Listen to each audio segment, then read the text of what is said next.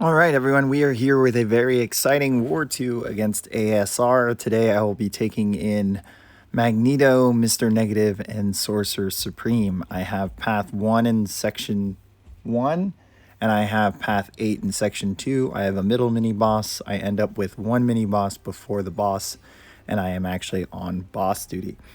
So Path 1 here in Section 1, we're looking at a Doom on Vigorous Assault to start. This node has always concerned me a little bit when using Mr. Negative, because if they do happen to have unfazed, then I'm dealing with unblockable. However, I realized with someone like Doom that I can actually take that unblockable time to build up some light energy and build technically the second half of that light energy in my usual rotation on the front half. And then build the second set before he fires SP1, and I'll be ready to fire SP2. So in a perfect world, this fight would actually work out where I build a decent amount of light energy during this unblockable phase while I wait for it to disappear. And I don't want to evade counter here in case he does have unfazed, but I go ahead when it's about to expire. And then here we parry heavy 3 times, but since we already have the dark energy, the 3 parry heavies is going to be enough to put us over the 10, but it only put us at 10. And then we're going to drop the SP2 here on evade counter. And this is just going to melt him. So we're going to bait out SP1 here. Hopefully he throws it. But regen kicked in and it just went full tilt in the other direction. So he actually just got knocked out with only 10 dark energy. So pretty good counter. Pretty easy, pretty chill setup. All right, and then moving on to Masochism. This is the only fight I had Magneto planned for, and I was actually... I know I've tested it before, but I wanted to see it in a war video where the bleed expiring because of something like Masochism immediately triggers the shrapnel detonate. So this video confirms that. That means nodes like Conflictor or Ebb and Flow, where if the bleed expires for any reason or ends, then it's just going to get the shrapnel thrown in against metal champs. So here the game plan is basically reparry a lot, because you've got, between the Masochism and his non-contact hit, you really need to make sure the stun lands. And for me, it's just going to be spamming SP1, as if I were to just parry heavy or heavy retaliate his heavy attack, it would lead to me getting cornered, and I'm just not going to put up with that. So since we are max boosted and all the good stuff, spamming SP1 is going to be enough to get the job done here. And you can see where the bleeds are getting shrugged immediately from Masochism, and he's just taking the shrapnel detonate. The other nice thing, obviously, as well, is that he's not healing from Masochism because of the magnetize. So pretty easy counter, pretty straightforward here, nothing special. You know, he did a few things where he stood here without his block far away and then let me intercept him. Nova AI has been doing that quite a bit. It's kind of cheeky. If you go back in too soon, then he's bound to intercept you instead. Now, Mr. Negative and this path I ended up taking because of this Manthing here. It's been a problematic node for a lot of matchups, a lot of champions, especially with Quake Band. Omega Red and Rolk have been used here before, but it can get dicey, especially if the shocks start to build up. So I saw, shout out to Lizer, a video from Lizer taking Mojo here with a rank 3 Mr. Negative. In that video, I actually put together some benefits of Mr. Negative taking here. One, by the time the shocks start to place at the 10 hit mark, you should have a set of light energy, and that light energy gives you energy resistance, so you can mitigate some of the light or some of the shock damage that you may get before throwing SP2. The other is that evade counter and his SP2 are going to do a great job of eating the Masochism before you drop the degen. So all of the damage from his SP2, which is going to be right here from the degen, is pretty much unavoidable for anyone here on Masochism unless they naturally shrug debuffs on their own. So you're guaranteed to place it. And you saw how quick that fight was. So we got lucky we didn't get any shocks on us with the percent chance. And we also got lucky that that SP2 hit with when the Unstoppable triggered there. But if you needed to wait out the Unstoppable, you could. So it's just being mindful of which timer is which. Moving on to Venom here on Power Snack. Sorcerer Supreme seemed like the best option. She doesn't have any real power control, but the fact that she doesn't gain buffs and she gains a lot of power made it fairly simple to fight this node. And then you add that on top of the fact that she has slow to combat the global. So, I mean, my game plan here, I didn't use an APB. I wanted to use an invulnerability boost. I figured if power gets out of hand, I can at least tank 3 special 3s from Venom. But I thought I was in Ingenuity there, and I threw that. So now we have to throw it again. So I've got the slow up with Nullify Aura. So now we can build the SP3. And just bait out that SP2 there and block all of it. And now we're going to switch into Ingenuity with the heavy attacks and then throw it so that we can bank a permanent slow rune.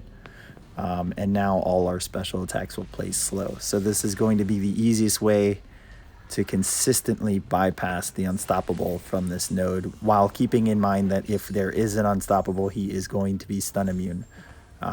So you just have to be prepared for that. So now here, and I adjusted game plan from my Scroll Boss last war. The game plan here is to fire as many special attacks as possible, mostly SP2s or SP3s while in Ferocity. But obviously if the power back pushes us to an SP2 or SP3 and we're not there, we might as well just go ahead and throw the special attack like I am here. And you can see we're pausing debuffs, building or adding to the debuff list. So she's just overpowering the fight, and it's non-stop special attacks. So easy fight for her and come out with a perfect yellow bar.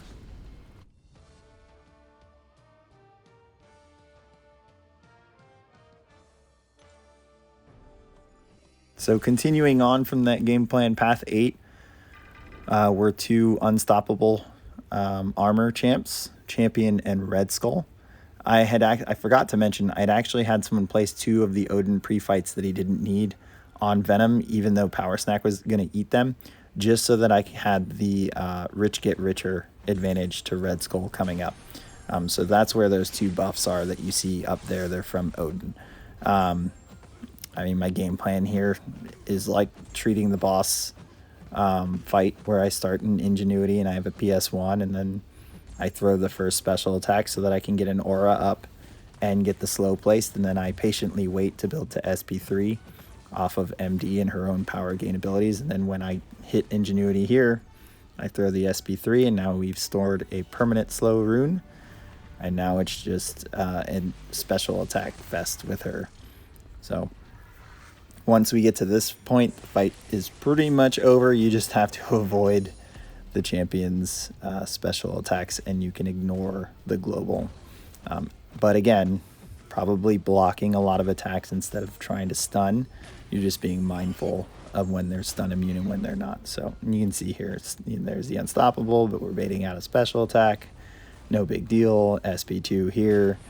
We're just wrecking them between the armor breaks and sometimes throwing the special attack while in Ferocity.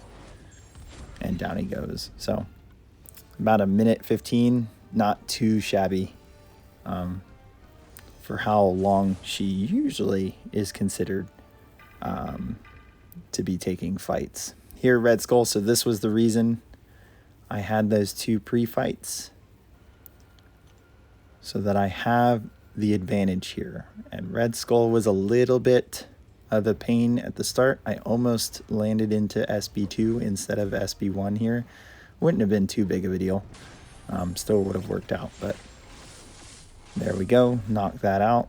Now we're going to wait or take advantage of the slow and build to SB3, but we're going to wait until we're in Ingenuity to throw this SB3 so that we have the permanent slow.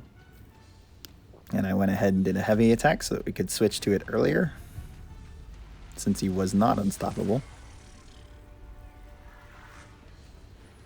And as you saw before, once we get to this point, the fight is over. So there's our slow, there's our permanent slow rune. Now it's throwing special attacks. We're going to mainly bait out his SP1. We're getting our own power gain abilities along with the Rich Get Richer. So we are sometimes going to get pushed to SP3 like we are here. This one was in ferocity though, so this should do a pretty big chunk of damage. Yeah. Through SP1 right away. Thank you. Here comes an SP2 in ferocity. Big ol' hit. And down he goes. So super straightforward. Definitely getting my ranks worth with her this season. Mojo here on node 47. You guys have seen me take this a lot, and I don't like taking it with an APB, so we're going to slap on an invulnerability boost here. Usually the light/dark energy buildup doesn't line up well with SP2, and we really want to get the SP2 here with 10 plus dark energy. So a little bit slow at the start. Missed a parry, ended up being a blocked hit. So our light energy, we don't have much for how quickly Mojo gained power. I'm trying to bait out this SP1. Finally throws it. Gonna build a little bit more light energy before we convert the first set. So we're at 5. Gonna get this one out here. And there we go. Now we're gonna convert the 6. And I am gonna do it off a blocked hit. I'm not worried about the power gain. We're gonna have to block this against the wall.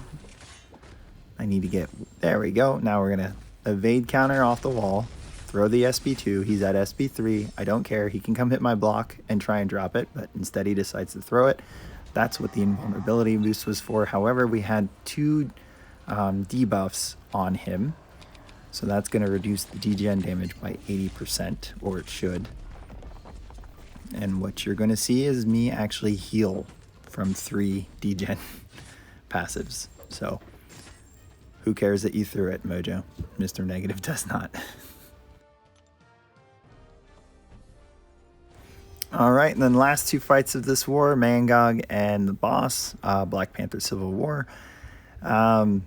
So we were tied 6-6 with ASR here, and we were winning on time, so pressure's on. This Mangog, I know S99 is usually better, but we went ahead and threw my Mr. Negative at it since we had Mr. Fantastic pre-fights, so all 3 are on. My original game plan with Unstoppable Armor was that I thought I was only going to be able to parry heavy twice here and then evade counter without having to deal with Unstoppable. And I probably could have squeezed 1 more parry in there. And why that is an issue is that I'm going to have to build a little bit more light here, and as you can see, the Unstoppable timer is creeping up if it happens to proc, and it does. So now I'm just going to block and wait for it to stop before I evade counter. Now that it's done, evade counter into SP2, and it keeps him just shy of 2 bars of power. I was going to block the whole time and just let him melt if he went to 2. But luckily he stayed at where he was at and only threw 1 SP1, and then he died eventually from willpower. The degen got him to about the 3% mark. So super quick, super clean. Can adjust next time attempting it here. You guys saw me use Sorcerer Supreme against Super Skrull last war. It was a very long fight. I saw a video from SSX Chaos taking his Super Skrull with Sorcerer Supreme, and I took what he was doing and meshed it with mine to come up with a faster game plan against this Black Panther. So I'm going to start this the same way I did last time. PS1, Ingenuity, throw it, get the slow, get the Nullify Aura up. And I'm going to use this to quickly build to SP3 and to utilize it to avoid Unstoppable at the time. Once that debuff is gone, I'm going to hold my SP3 and wait for Ingenuity to pop up on its own as well. And when we're there, we're going to throw the SP3. So here's that SP3. And again, this is just to bank a permanent slow rune. And now that we have done this, it is just a special attack spam fest. So I don't care which special attack it is. I prefer it be special too. But SP1, SP3, SP2. I'm obviously hoping that I'm mostly throwing SP2 or SP3 in ferocity. So throw an SP1 to nullify a few buffs. That'll gain a lot of power. That gets us to SP2. I have Mystic Boost supplied. You guys saw that. So it's going to be SB2 after SB2. It's being stubborn here, not really getting this SB2 out. So this is going to end up pushing me to SB3, and I just throw it since he has a whole bar of power before SB3. And I believe when we come out of this, he throws his special 2 right away. Yep, there he goes. So now we can be a lot more aggressive. If I am comboing him and he's at an SB1 and I know it's not, the combo is not going to push him to SB2, then I'm going to back out so that I can get out of range of that SB1. There, I thought I was actually going to block the last hit of that SB1, so I didn't retaliate in case I ended up getting parried with the timing. So smart move. We're just still doing SB2s here. You can see this fight's going a lot faster than the Super Skrull fight. So this game plan would be what I would use, and down he goes against Super Skrull in future wars. So another boss solo in 2 wars for Sorcerer Supreme. Our BG ended up beating their BG 3-2. So we did a good job. The 2 deaths were not related to the global, and then we ended up winning this war 8-7. If we had died one more time, we would have tied, so we would have won on time. So it was a good second war. I would like to see that death count get a little bit lower, and I'm sure it will as we start to figure out the global a lot better, but so will other alliances. But it's good to see that we're starting the season off with 2 wins against tough alliances. So hope you guys enjoyed the video. Go ahead and like, subscribe, share, and I will catch you guys at the next war.